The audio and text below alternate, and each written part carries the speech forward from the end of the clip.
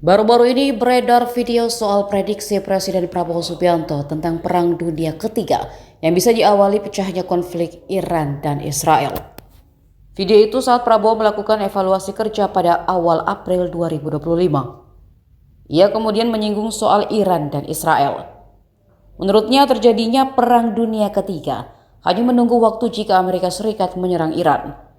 Saat ini konflik sedang berlangsung antara Iran dan Israel.